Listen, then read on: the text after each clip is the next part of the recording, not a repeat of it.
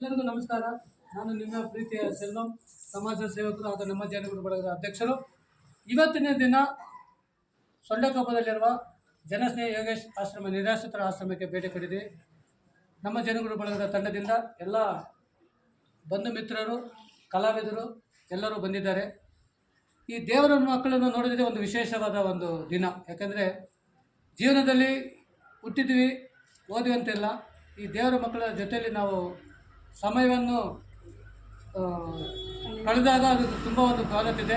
ನಮ್ಮ ಸ್ನೇಹಿತರು ಅವರಿಗೆ ಬ್ಯೂಟಿಷಿಯನ್ ಅವರು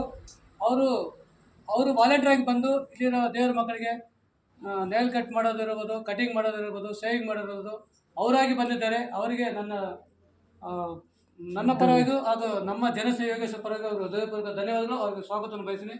ಎಲ್ಲರಿಗೂ ಯಾವುದೇ ಕಾರ್ಯಕ್ರಮ ಮಾಡಿ, ನಿಮ್ಮ ಕಾರ್ಯಕ್ರಮ ಬಂದು ಇಂಥ ಆಶ್ರಮಗಳಲ್ಲಿ ಮಾಡಿ, ನಿರಾಶ್ರಿತರಿಗೆ ನಿಮ್ಮಿಂದ ಆದ ಸಹಾಯವನ್ನು ಮಾಡಿ.